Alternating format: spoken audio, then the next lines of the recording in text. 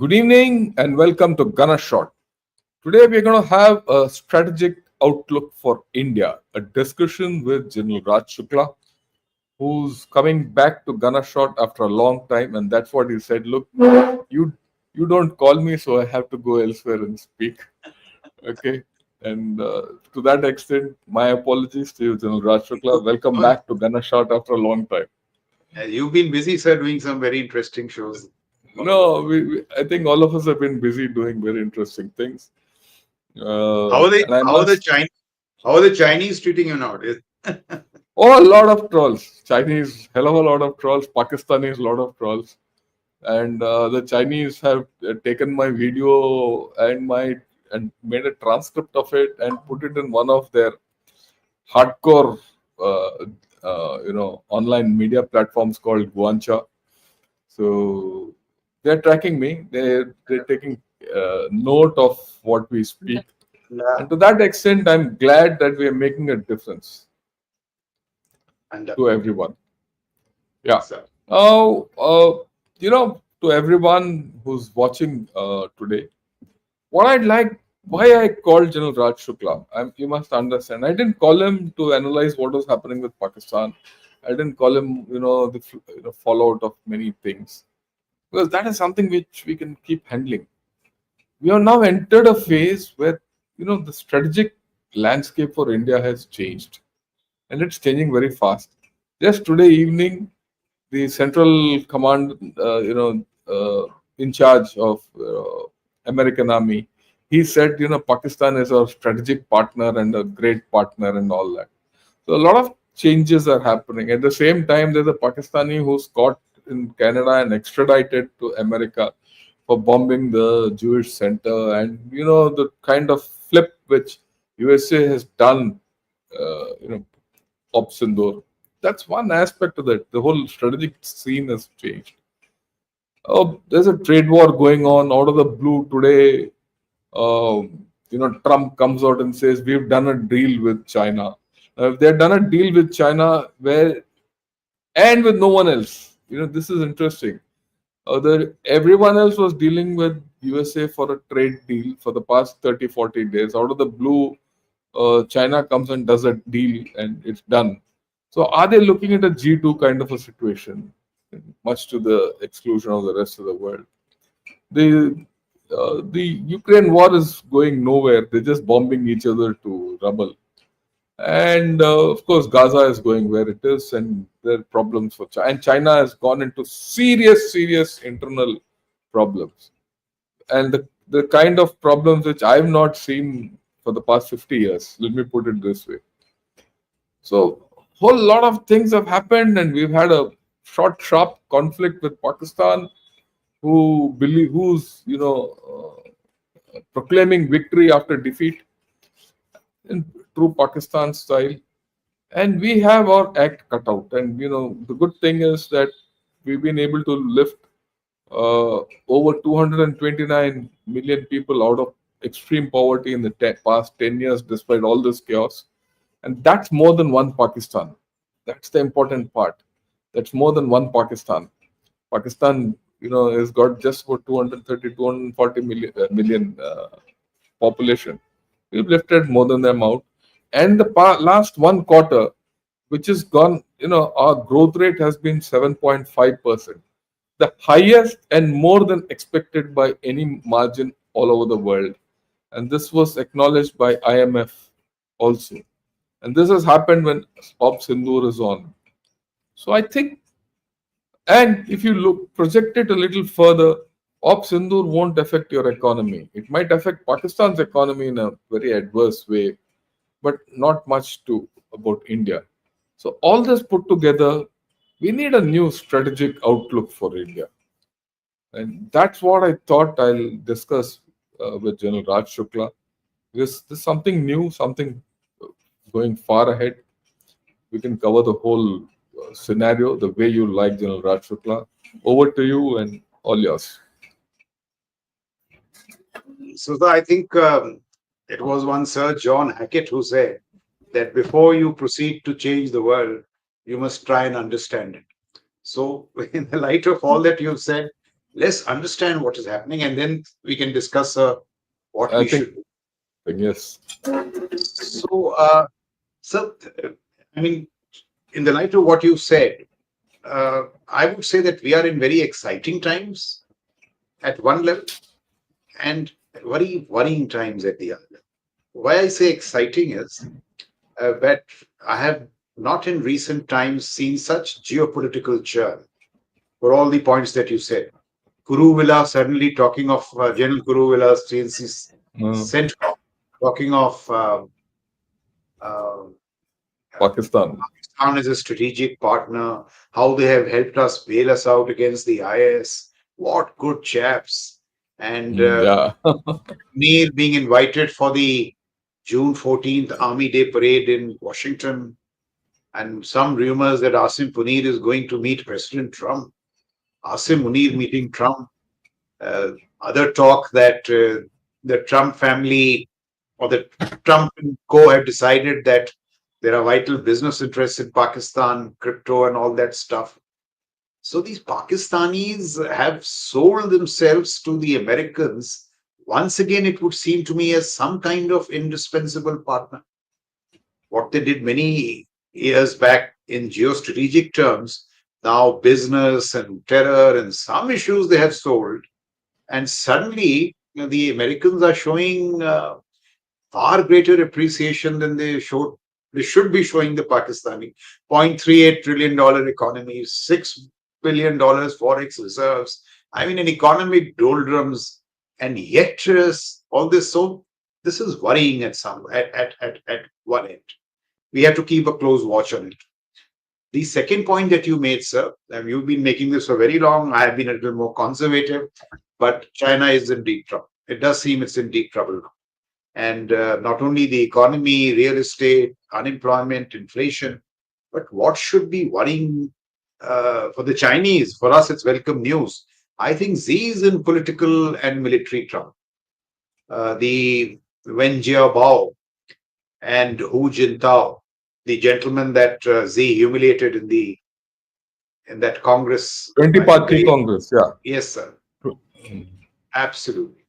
They have got together and they are hitting back politically. They have cornered Xi. Hu Jintao has made some speeches. Jen Bao has made some speeches.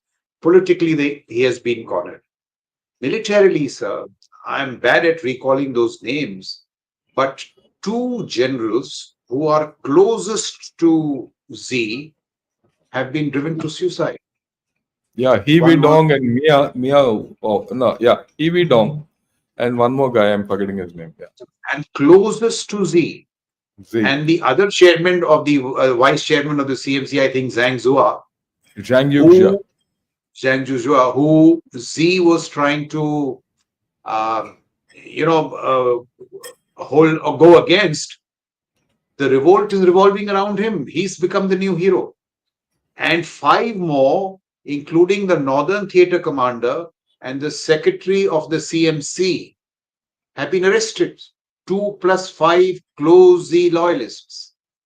And now you take into account, sir, I mean, look, sir, Z, I've been saying this for long, took the PLA as his pet project. He nursed them and he placed a lot of his capital on the PLA. He was bold enough to get naval guys in, Air Force guys in, give them this whole capacities in space. So his capacity building, he spent a lot. But each guy that he trusted has let him down, either in terms of political incompetence or in terms of readiness for the Taiwan situation or plain corruption. Now, these seven guys, two suicide, five arrested, many of them now, sir, there are charges of taking money for promotions. Now, this age old ailment of the PLA, Z has not been able to set right. So, even if you are manufacturing 10,000 cruise missiles a week, if your top generals are taking money for promotions, it's good news for India. I mean, their Yep. whole leadership is in a mess. And some of them are Northern Theatre commander. It's like, sir, one of our army commanders getting caught for taking money for promotions. What are you doing? This is really upset Z, and on these issues, the political rivals have got around and said that you messed up the PLA. Each of your choices has been stupid. We could recall the number of defense ministers being sacked, number of generals from the rocket force, strategic support force, and so at this point, politics and the rot in the PLA are coming to haunt Z, all along with the other problems of unemployment, inflation, this whole new generation saying we don't want to get rich, we want to lie flat on our back. All these issues are really mounting in China. That's one. But in overall terms, we also have some very serious challenges. Op Sindoor, in my view, is just the beginning of a series of national security challenges, and we have to step up our game. So let me say, sir, how I look at it. So China now has got you embroiled with Pakistan along the western horizons in this whole bit of terror, Pakistan and Turkey. Turkey also is chipping in with a lot of drone stuff and all. It is my sense, sir, that Erdogan was in Pakistan 2 months back and they did sign some drone deals, but the time was too short for them to fructify in Sindhu. But for future contests, Turkey is also going to be a major player in terms of supplying equipment. So it is a triad here: Pakistan, China, and Turkey. And we know that, this trinity that they are gifting to Pakistan, 40 J-35 Alphas, HQ-19, a better AD system, and the KJ-500, which is an airborne early warning system, and some missiles. So along with cyber EW training, this whole business is being fast tracked. So I think in the next air combat duel that we have with Pakistan, we should take note of this because this is going to upgrade the Pakistani capacities greatly, despite all the good work that we did in Sindhu. That is one point. What should worry us along the western horizons? Along the eastern horizon, sir, I also think there is a Chinese hand in this whole resurgence of Bangladesh into its Islamization. Muhammad Yunus suddenly discovering the landlockedness of the northeast states, this whole business of Lal Monir Hat Air Base, Chinese oceanic access to the Bay of Chokford Bengal. Port. Yes, sir. All this thing. And what worries me the most is the 3 visits of the DGISI in the last 2 months. 3 visits of DGISI. And they are all in touch with the QMG of the Bangladesh army, who's being propped up by Muhammad Yunus as a rival camp against Wakar Zaman, who seems to be uh, tilting towards India. And to strengthen that whole alliance, they have appointed a national security advisor. So it's a national security advisor with the QMG against Wakar Zaman. And sir, this whole business of this Rakhine corridor, I have no doubt that this Rakhine corridor is going to be weaponized for terror and going to be fueled by drugs. And if you put this whole thing, Islamists, release of terrorists, ISI chief travel, Rakhine corridor, it would seem to me that the next terror attack could be from Bangladesh. So we have these two major threats here, and this is China's way of getting us embroiled into these kind of distractions and keep enhancing its military capacities in the Western Theatre Command and the IOR. But I mean, these will be challenges. Also, sir, we must see that as we get into this business of a fourth largest, third largest economy, uh, because we are now getting powerful, we are better off. Our economic trajectory at least seems to be far better than most other countries. These issues will crop up. For a long time, sir, since you talked of strategic outlook, our strategic outlook was a little simplistic. We said we will create an external environment, a, a peaceful external environment, a benign internal environment, and focus on the growth of our 143 crore citizenry. Good idea, makes eminent sense, except that's not happening. India will have to plot its rise, in my view, in the face of multiple crisis, conflicts, and confrontations. Sindoor was just the first.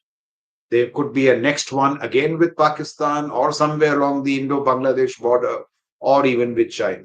So we have to really step up our game in two ways.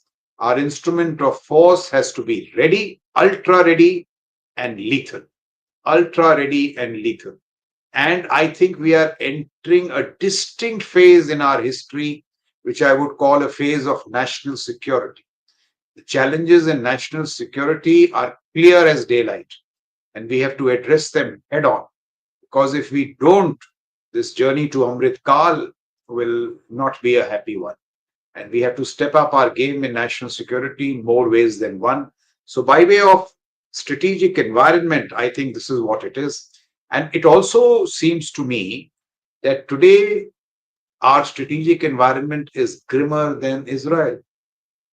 Israel is, at least when it deals with terror, it is not state sponsored. If even if it is state sponsored, that state is pretty distant. But in our case, we have state sponsored terror here through Pakistan. We have an inimical state here to the east, Bangladesh, and China is what it is. So we really, this has to seep into our economic consciousness, into our national security system, into our polity, that this is a rare national security phase in our history. We really have to step up our game. I couldn't emphasize the challenge more strongly. Yeah, thanks a lot. I think you outlined the security challenges which face us quite clearly. But I would also posit, and we could discuss it. While the immediate threat, is what as it is, if you see the sequencing of this threat, the way I look at it, it's going to be largely gray zone in the near future. And it is only after about 4 5 years when Pakistan starts recuperating and China also gets some stability that we will have a real conventional threat. But in this period, you have to deal largely with gray zone threats, which will be aimed to pull you down so that your growth and everything doesn't happen the way you have thought of. If you could spend a couple of minutes on this and your views on this. So, see, sir, what could it be against Pakistan? In my view, the terror threat is only growing. Now there is news of a TTK having been created, Tehreek-e-Taliban Kashmir. We are seeing that the Tehreek-e-Taliban Afghanistan, Tehreek-e-Taliban Pakistan are plotting. And there is the age-old, proxy support from ISI and from the Pak army. Now, next time a terror attack takes place, once again, we will respond militarily. And here, if the response has to be of the kind that it has been, long range precision strikes, then what must we do? I think there are 2 to 3 things which come very obviously to my mind. One is that we have to now reassess our air power and equip it with stealth. I don't think without stealth, given the complexities of BVR today, BVR stalemating, without stealth, we can penetrate either the Pakistani air defenses or the Chinese air defenses. This is one call we have to take. Without stealth, it will be very difficult to do that. And in the BVR realm, whatever enhancements we have to take, range, so on and so forth, that can only happen if we invest in space and cyber more aggressively. Space, cyber, and EW. So, stealth plus these three. Why I'm saying space, sir, it is my view, unless you invest in the LEO space and make your space agency a war fighting component, bring it up front and stop depending on ISRO. It has to be, this is what the space agency is for. It must become a space command. You keep him a 3-star, I have no, or 2-star, I have no problem. But give him war fighting functions, which is, I can give you an example. He must be tasked to provide such capacities in space that next time we can target Masood Azhar and not Masood Azhar's brother-in-laws. We must be able to take out GOC 30 core or one of the cores just as USA takes out Soleimani. We cannot do it because we are lacking such capacities in space, especially in the LEO space. Similarly, cyber and EW. This time on the first night, when the BBR engagements took place, at least from open sources, one reads that they were in test contests in cyber and EW. And cyber and EW helped to increase the collaborative ranges, it helped to increase in sighting, so on and so forth. So I think we need to invest greatly in EW cyber because they will have a great effect on combat capacities across all three services. So I think that is the second priority. The third priority, in my view, is, sir, that today air power by itself is not good enough. We saw it in Sindoor also. There was a time when we had to resort to missiles. And therefore, we must not think twice before raising a drone missile force. Now, there are two ways one can do it. We have these three strike corps, which in Sindoor were largely left out of battle. Western Command, Southern Command, Southwest Command. Why not convert one of these strike corps into an instrument of long range precision and build your drone missile force on this? Because the mech armor as the first response in a terror situation is not working. It's not work. It is not the option. It is has to be precision strike, medium to long range. And that will give both the CDS and the political class a range of options, targets to hit with unflinching accuracy. And if you don't want to do it on the strike corps, sir, do it on the artillery divisions. The integral artillery of the artillery divisions must be delegated to the brigades and the lower formations and use the artillery division to build this drone missile force. From the time you decide to build it, it will take you 3 years. Look what finesse the Yeah, Ukrainians have built. That last strike should tell us what drones can do when they went and hit strategic aviation, nuclear submarines. So dronery as an art and science we have to acknowledge is separate and invest and build on it. I think yeah. that I'd should be like the to, you know, yes. I'd like to add to what, or rather, give a few ideas of my own, and this can be, we can discuss it anywhere.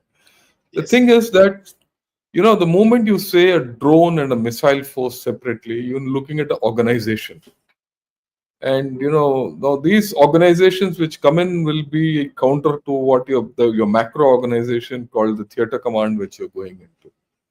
So my view is, I don't know whether we can handle so many changes in organization, because organization get linked to procurement and vision and ground root things, loss of operational capability and all that. That's a thing.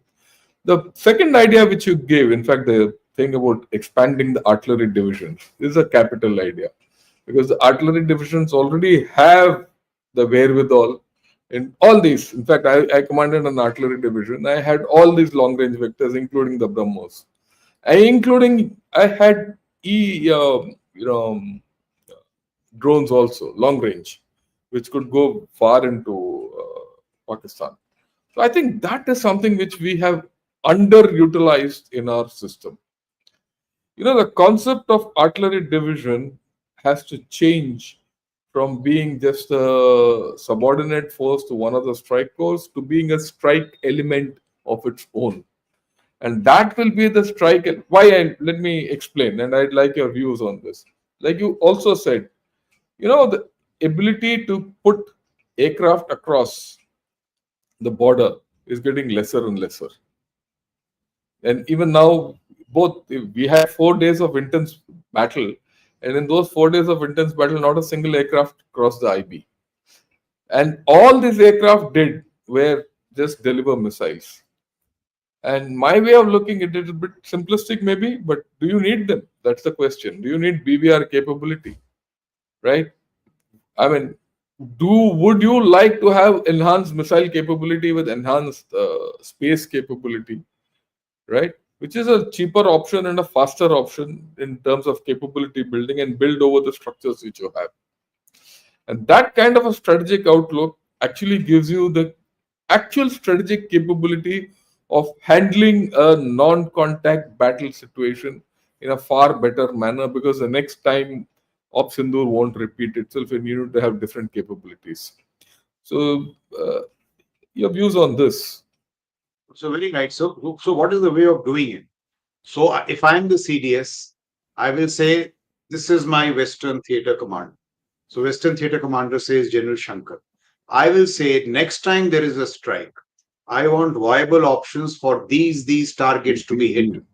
Noor Right. Khan base, this target, 30 core, and not 30 core general or 30 core CSD. Right. GOC 30 core in that place. Try, we will get somewhere near him, Yeah, but yeah, you'll get. not generally.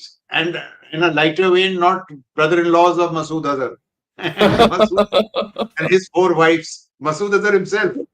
That is the way of charging your military, and he will get back and say, sir, and I will tell him this, and you must give me two options. One is air, and one is the ground option. And you are the Western Theatre Commander, you choose. Now let him pick artillery division, let him pick two corps. And the air component chap will tell me these are my assets. And I'll say, now you give me guarantees that you'll be able to hit the targets. But that is the whatever you want in space, in other equipment, we will try and get you.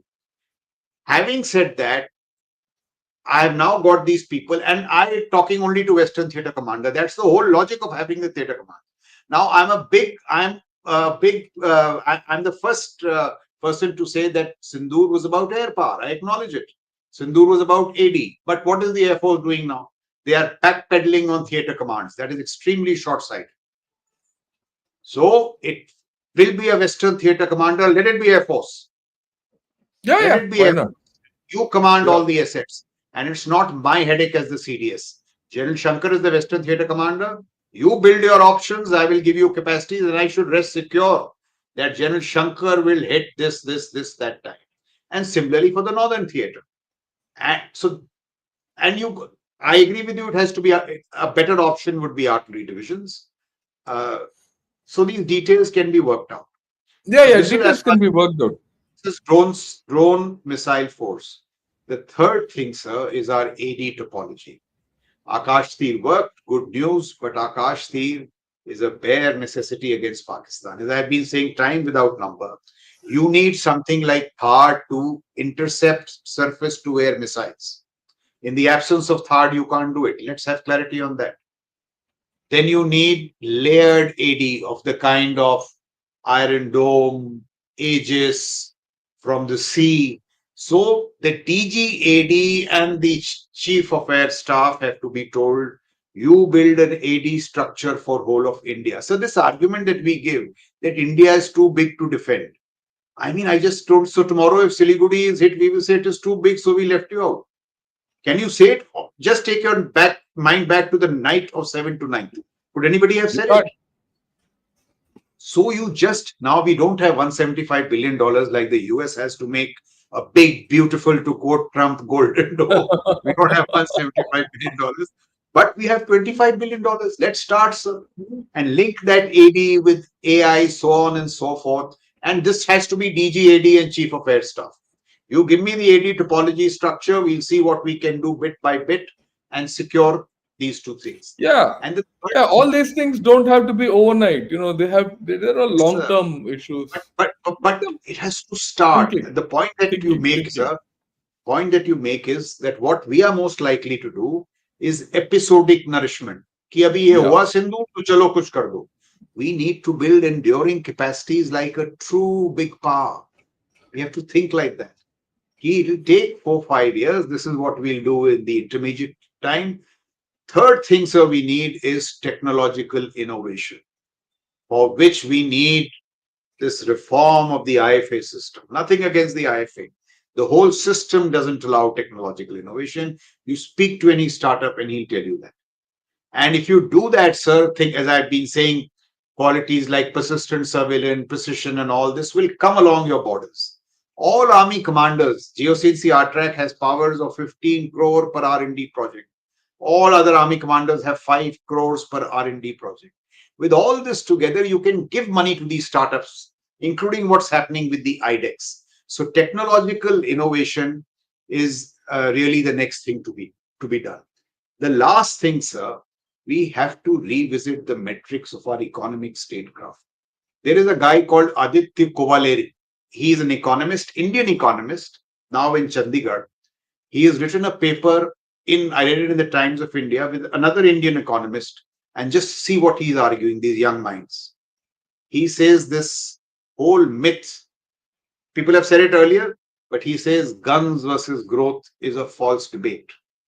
Point two, he says the fiscal, FISCAL, fiscal multiplier of defense spending is 2, as high as 2, which means if you invest 1 rupee of your GDP in defense, you are adding another rupee of GDP to your economy. So defense is productive. Defense adds to the economy.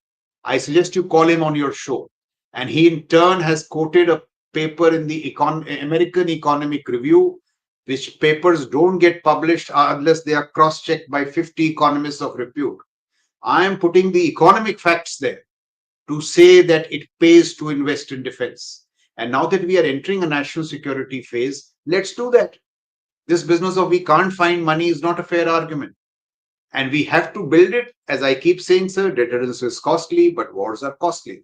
So these 4 or 5 things, if we do, I think we can strengthen our national security posture so as to deter.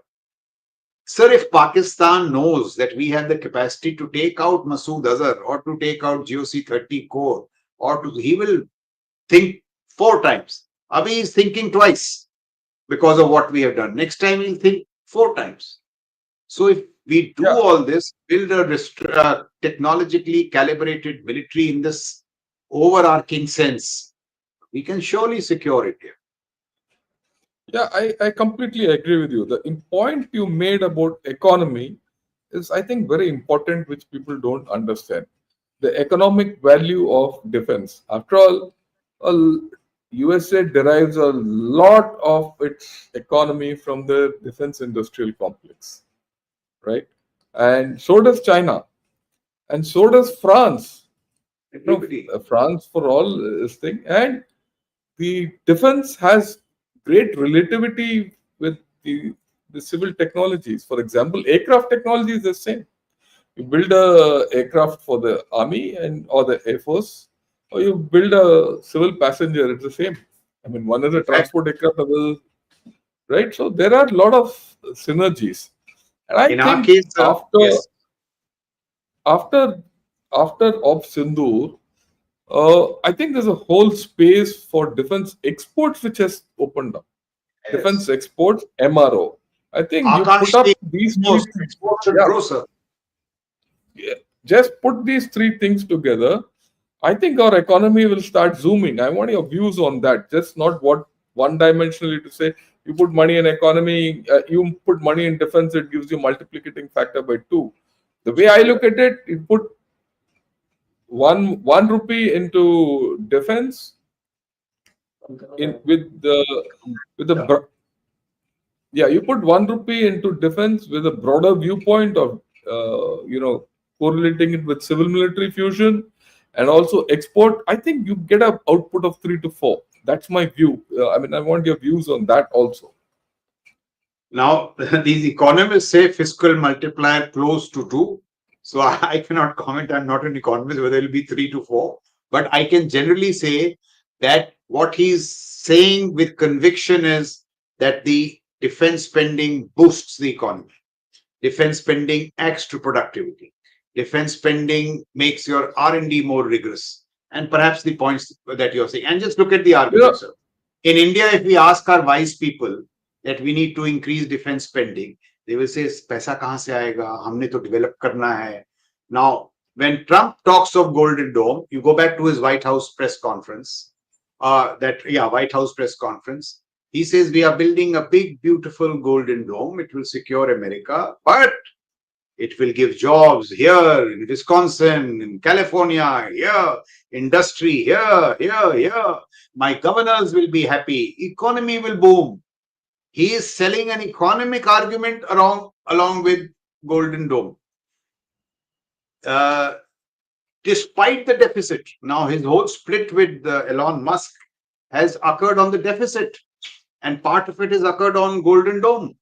But he's gone ahead and he says, all my economists have advised me that it is a good project. It will take jobs, industry, what you're saying, boost revenue, Technology. technology.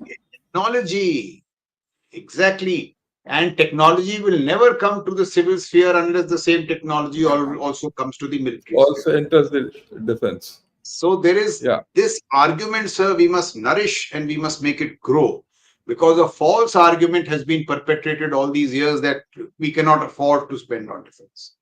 We need to spend on defense and we can afford to spend on defense. You did make a point about not being an economist, and so you can't comment on the multiplicative factor. But I'll give you an empirical way of looking at it. One of our defense majors went and sold a gun, okay, to a country. I will not. I'm not. A gun is also not the thing. The country also. I'm not putting it out. So they went and they gave. Look, this is our what we have, and that country accepted it. And then they said, okay, what's your quote? So our defense major, thinking 10 times, you know, mm, put their quote 5x of what they initially this thing, and then maybe they thought they'll negotiate.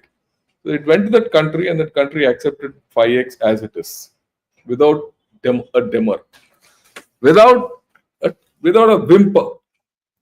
So these people were surprised. And, they thought, look, the quote is not taken. They said, no, no, we'll give you the order, and the order was given, and it's going on. Incidentally, this is a live thing. Or later, in one of the parties which they had after that, some dinner, shina, and all that. So this man asked that counterpart in the other country, look, uh, you just accepted it without a problem. Why? He says, whatever you've given, we've been buying at 2x of that. That is the multiplicative factor which will come in when you start defense export. Plus the fact that you gain influence, you gain military diplomacy and influence, and plus the fact that you start projecting your power. Just look at it. You exported the BrahMos to Philippines. Hasn't that given you a footprint in the South China Sea? I mean, I want your views on this, because it's just not export. You're like not only making money out of it, you're also getting influence out of it. You're absolutely right, sir. And then that's exactly the point I'm making, that actually it's a point of civil military fusion where we created these divides. No, no, civil military. Civil is Yeah. development, military is non productive. I mean, in retrospect, I don't want to use harsh words, a pack of lies. A pack of lies. And you look at China, sir, their chips is because civil military fusion.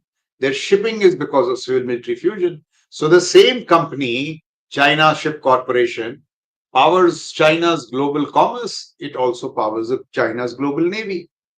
So these arguments itself are not there. I made this point on your show, sir. How does how do they bring up startups? The first orders in startups, especially in critical technologies, is given by the Ministry of Defense. They hold their hands of the bright startups till commercial viability, till they can survive in the brutal market. And the particular good startups are held by defense. They partner with defense to destroy American adversary competition. And in the process, they discover the real talent who they nurse as national champions. And national champions are supported for life. So you have Boeing, Lockheed, this, that, and the other. Civil military together. हम तो एकदम अलग कर देंगे सब civil और military में. So we are growing out of it gradually, but now these arguments must strengthen, because it is on the back of these arguments that we will get the products. So actually, what we also need together, sir, you look at our strategic communications. I and you were brought up on we were told that let the guns do the talking, or speak softly but carry a big stick. Today, sir, you have to not only have a big stick, also have a big megaphone.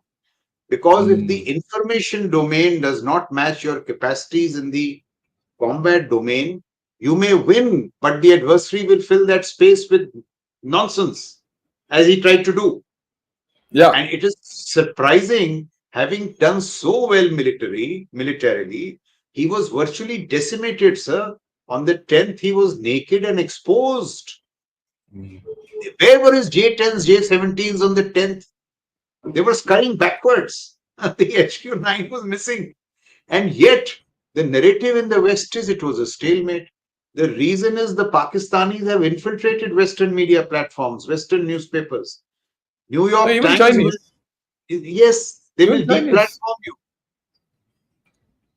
I'm told as many as 50 countries have invested in cyber troops, which is trolls, social media platforms. We actually have to do this, sir.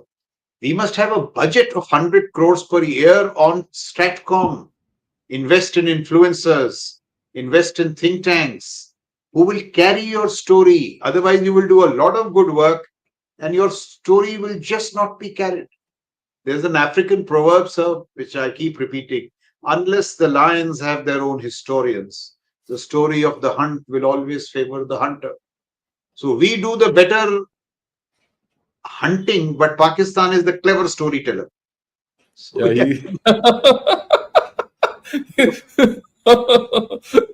On that, there's no doubt. I have absolutely, I So, sir, completely agree with you. if I may make one more point, sir. If we are a Yeah, joint yeah, force, please. if we are a joint force, this business of army briefing, naval briefing, this is now passe. We should have joint briefings.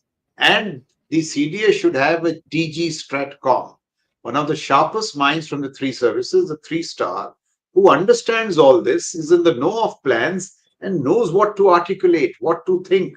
In fact, sir, it has to be ideation, action, narration, a calculus. So, what we are thinking, what we are doing, and what we are narrating, it has to be integrated. So, there are so many opportunities and all. Look at this guy, sir, this DGI SPR. Sir, he speaks wrong English. उसका grammar syntax तो डामाडोल है. Confidence पूरा, sir. BBC, 100%. CNN, CNN. Our chaps are far better, but we are shy of going on these platforms. And so, one Yeah, more lesson we have to see from Sindhu, that in a response which is predominantly military, unless you have a military voice speaking, it doesn't carry credibility. So there has to be a military voice, trained, cultivated. So just like we invest in combat platforms, we have to invest in information platforms, media, network, good influencers. We have talent in India. Somebody like Palki Sharma or somebody, they should be selling our story abroad. We should be yeah. embracing them. So something like that, information warfare, IW, all these things need to be done because we have to win all these battles. Somebody made Right. a very good point that Stratcom is not about transparency. It is not about facts. It is about winnability. You have to win the narrative with Sam, Dam, Dand, Bhed. Not always be transparent. You may have the facts, but if you don't convince, it's useless. So persuasion, advocacy, which we are not trained, sir. We are told keep quiet, let the guns do the talking. Now you have to Yeah. do somebody to do the talking also. Yeah, I think we need to start looking at things completely differently. And it's a good thing you spoken of the guns. We've always said the guns should do the talking and the gunners should be silent.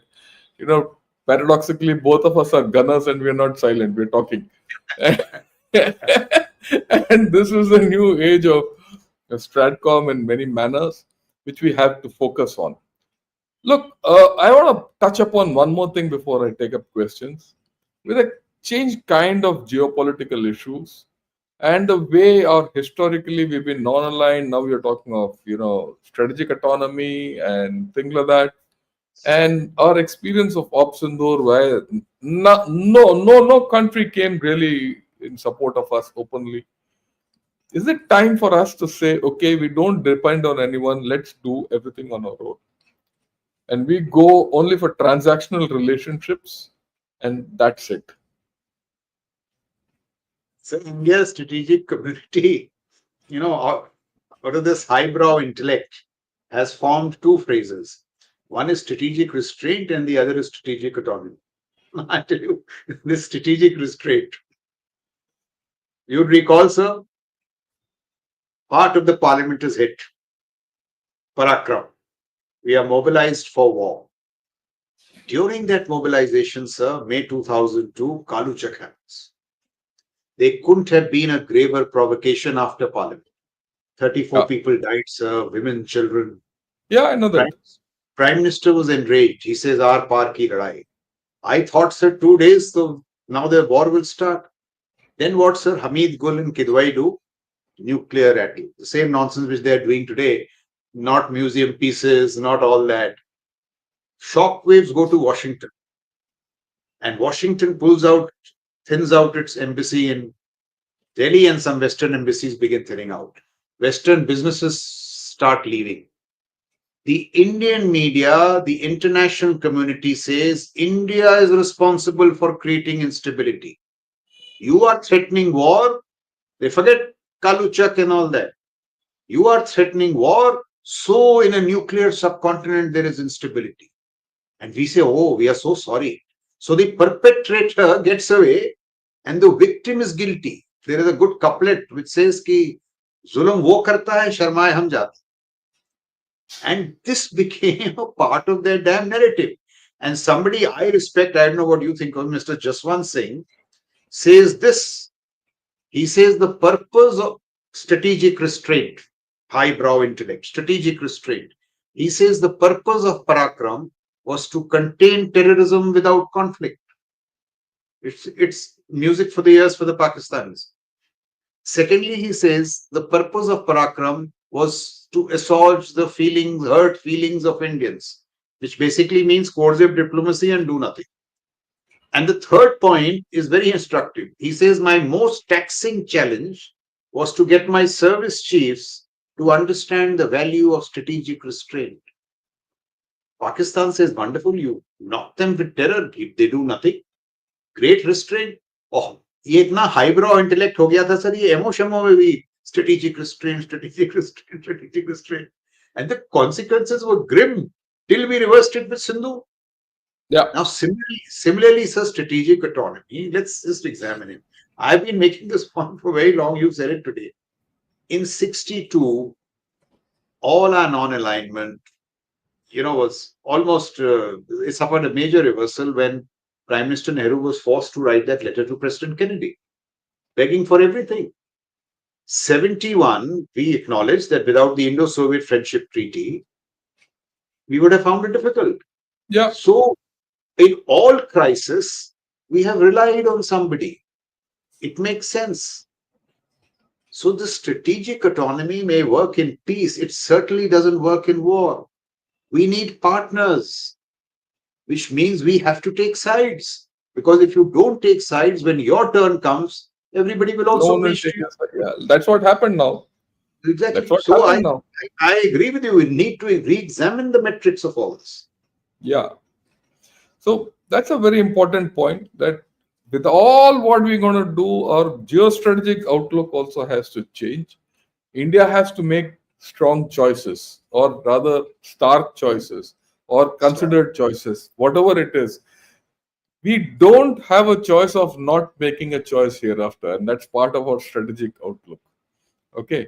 And I think we've covered a whole lot of issues. Is there anything else you want to add, or we'll take some questions? We'll take questions if there are any. Right. We have about 10 minutes. We'll take questions. First question, sir, a stupid question. Given our proven MIRV capability, can't we neutralize the threat with just one conventional projectile and nip the evil in the bud? Thoughts? So this question is yours. You are the missile expert. No, no. Okay. Look, you can't start, shooting off MIRVs with conventional or non-conventional. For any kind of a thing, you have to go through a graded response because you're there's too much risk in firing off a missile with MIRV capability. One. Number two, we have to understand what is good for Pakistan is not good for China.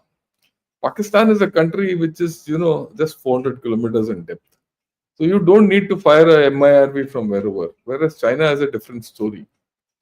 And of course, you're still at the end of the day dealing with nuclear capable, nations. And you have to ensure, right, that our nuclear thresholds are not crossed. What Sindoor has taught you is that you have space to operate under the nuclear threshold. On that, there's no doubt. And non-contact warfare gives you tremendous space, but you shouldn't be foolish enough to cross that threshold and provoke a reaction which is not required, right? So I think that's the way we go. Uh, and okay, let me see a lot of things which have come in at the outset. Balal, thanks a lot for becoming a member.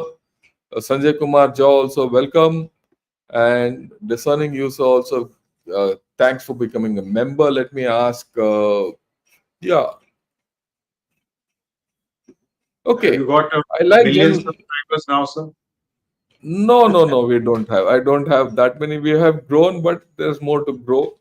You see, I mean, Raj, the thing is this: in today's age, like we said, uh, good strategic communication doesn't win you votes, doesn't win you subscribers. Bad strategic communication does. So you need a lot of masala, which is not there in Gunner shot. So you know, it'll when you, I'm telling you, good strategic communications will get you subscribers. You just have no, to wait no. a little. We will. I'm sure. Eventually, we will. That will happen. So I'm sticking to giving good, thoughtful things rather than going the masala way. But then that's a different story. We need to speak what we have to speak because people who matter do hear voices from our platform.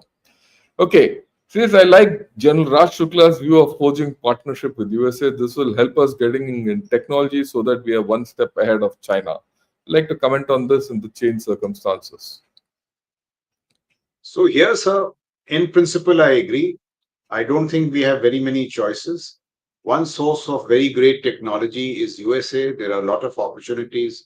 Here, the problem, really speaking, in recent times has become the unpredictability of Mr. Trump.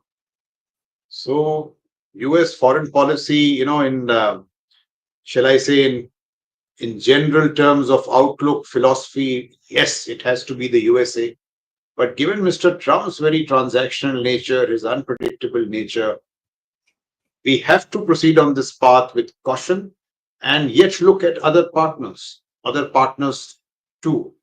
But whether it is USA or somebody else, we need more partnerships in terms of technology, in terms of expression of diplomatic solidarity, and so on and so forth. So we need to invest more and more in partnerships so that when push comes to shove, we have many more friends on the table, and we don't have to send all party parliamentary delegations. Yeah, I think that's a good thing. That's a right We thing. also, I Look, would say, need to also invest in personalities. For mm, example, when the odd party delegation went, people like Mr. Shashi Tharoor, Priyanka Chaturvedi, yeah, they actually did a good job. And yeah, it was such a feather in our cap because we were saying that, listen, these are not members of the ruling party, they are from the yeah. opposition. So, In in a fact, very statesmanly even manner, it reflected well on us. even Owaisi, he did very Even Mr. well. Yeah, Owaisi did very No, well. the whole composition was cross cultural. How Rostam, yeah. nice! Cross parties. So, All, very yeah, good. all parties, all religions. Right. Yes. Ashok Gazula, he says, time we live in reminds me in Lenin's quote. There are decades where nothing happens, and there are weeks where decades happen. Interesting times indeed. Never seen such rapid movements in such a short time. Yeah, you like your comments on it.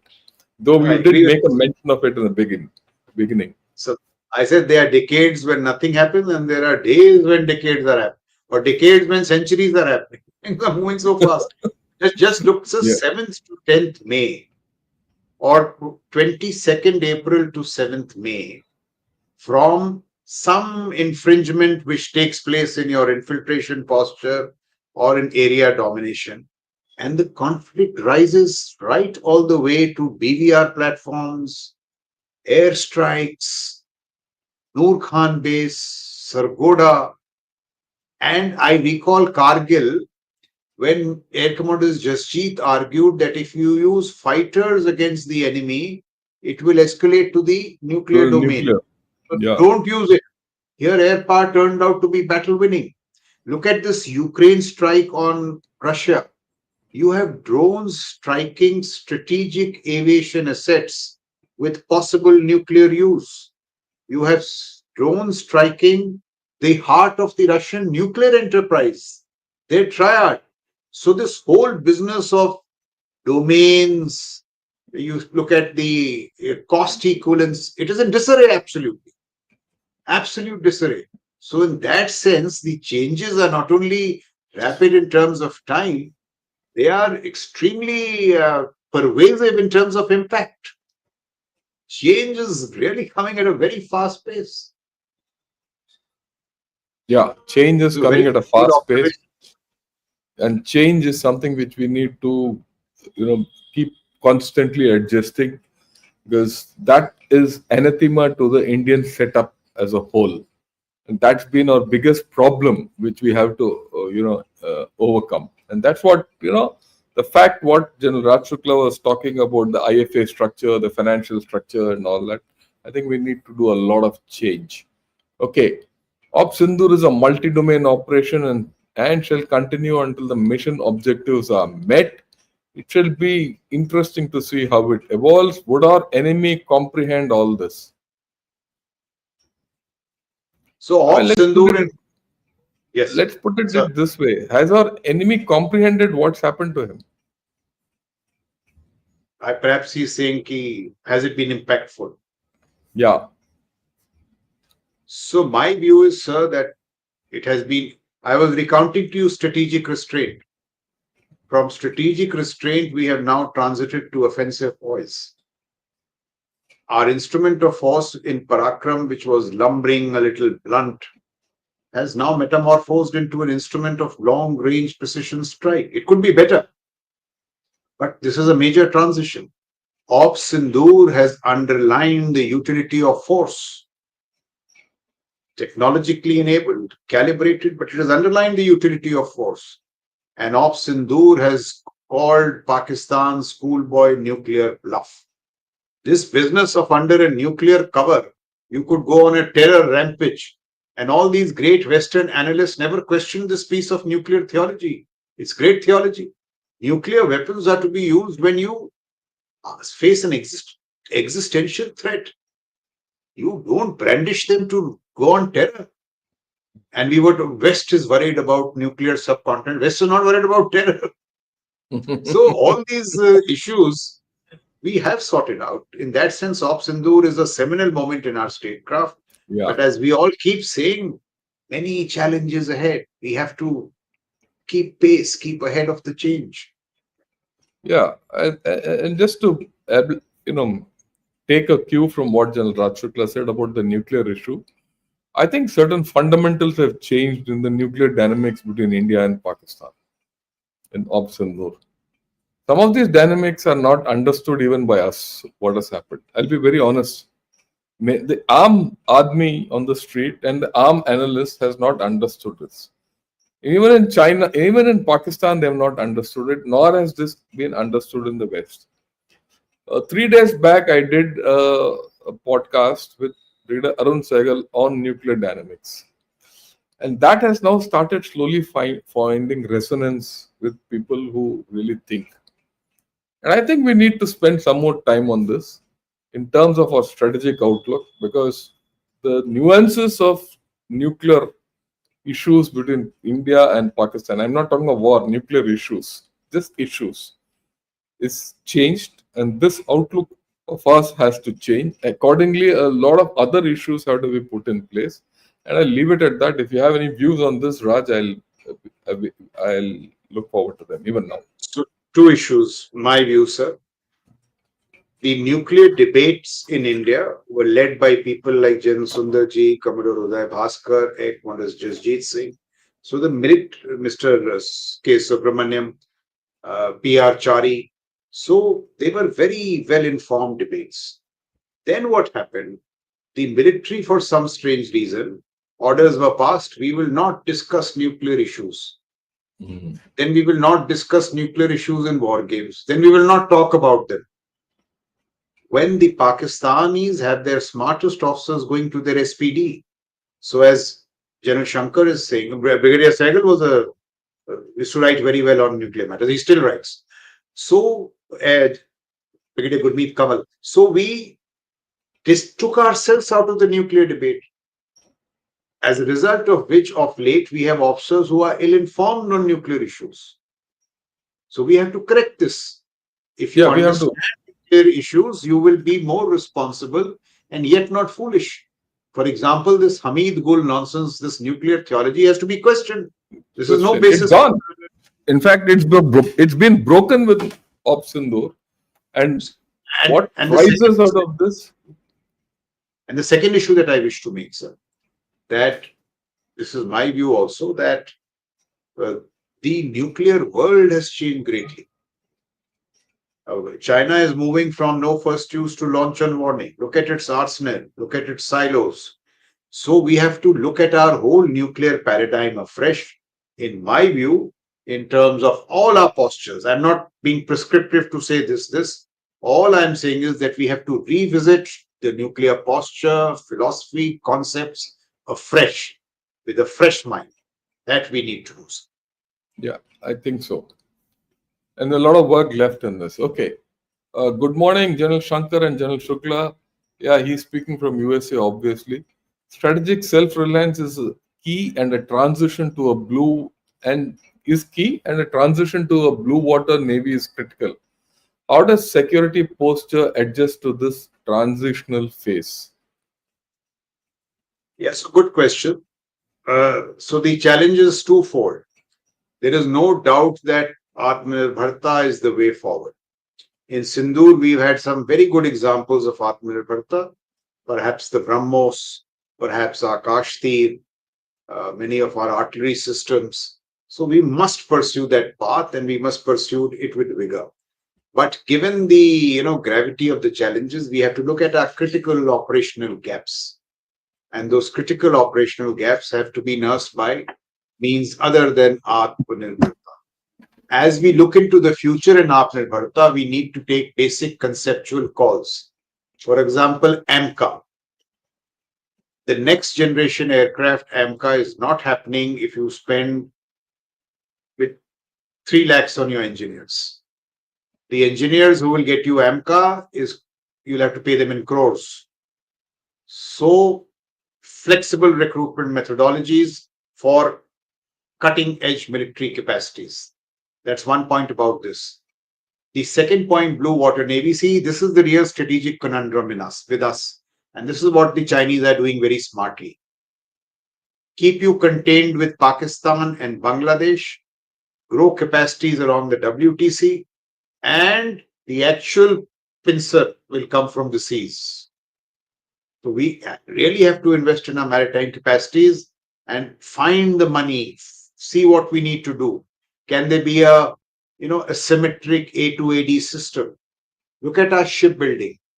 The Americans are in such crisis that they have put their shipbuilding under White House. What do we need to do? Our Navy keeps saying we have done very well. You have done well, but not well enough to take care of the China challenge. So shipbuilding capacities have to grow by an order of magnitude. So I agree with your basic question. These are challenges and there are no easy answers, but we have to find answers for these. Yeah, I'll throw a spanner in this line of thought. And that I have to take you back to what you said in the beginning. The political problem in China is, growing. And the way the political issues which are coming up in China and this transition from Z to the next, Z might continue for the next 3-4 years because he might just come back, right? He might just put all the opposition aside and come back. But a problem has started in China, a political problem has started in China. Because I'm of the belief that when you look at China, you have to look at the politics first and the rest later. And that's the center of gravity of Chinese communist system. And that is now shaken out. And every transition in China historically, except the one between Hu Jintao, between Jiang Zemin and Hu Jintao, has been problematic. And the overlap has been 2 to 3 years minimum. And I see this overlap being more. If that be the and that's the time when the Chinese are going to be politically weak. They're going to be politically weak, there's no doubt. You combine it with their demographic problems, their economy, and everything, it's going to be a politically weak China. Notwithstanding its military posture and all that. Historically, whenever the political thing in China is weak, the political center in China has been weak, Tibet has put up its flag of independence. And whenever historically, and I'm not talking of now, I'm going back 10 centuries. Whenever the political center in Beijing or China has been strong, Tibet has been under this thing. Today it is weak. Actually, in my way of looking at it, post of Sindhu, whatever has happened, I think the Tibet question has come back. And this time the Tibet question has come back on the other side. And this is something which we have to really look at. And that will give you the balance between getting tied down on the LAC and doing something else on the LAC, because loss of Tibet is something which China can't handle. I leave it at this. I'm not even seeking a response from you. I'd like you to think over it, because this is their history, and we have to see. Everyone relives their history. So if you look at this very seriously, you will find that our options will come out of we will come out of our own traps and create space for growth. I'll leave it at that at this point of time. Okay. I think we've covered the whole lot of questions. I think there's one question I must take. Yeah. Says, why are we getting Vulcan guided shells now? I read that IIT Madras developed one locally. Look, we're not getting any Vulcan guided shells. Are we getting any Vulcan guided shells? Have you heard of it? I've not heard of it. Yeah, I've not Right. heard of it. Yeah, and what we are developing in IIT Madras is something completely different. We'll talk of it some other day. Right? I've generally covered most of the questions are, we've covered it in some manner or the other. I'd like to thank everyone who's attended today's program. We heard General Raj Shukla giving out some very cogent ways as to how our strategic outlook has to change. And I thank him for it immensely. We've got some new ideas and new thinking. With this, Raj, I finished. If you have anything else to say, or you can wrap it up and then we'll say Jai Hind. Nothing at all. So thank you for some great questions. So I enjoyed the conversation. And this Tibet issue has got me thinking. We'll think about it, sir. And Because it's very deep, right? And we yes, need to think of it. It's not something which, and I've been thinking of it and I've been talking of it, but now I'm trying to make people think of this, because Tibet is China's weakness. It still remains its Achilles heel. so, Right. Thanks a lot. Thanks a lot, Raj, again, and thanks a lot to everyone. Jai Hind to everyone, and have a great evening. And see you tomorrow morning. great pleasure, sir. Good night, sir. Good night. Good night. Good night, sir.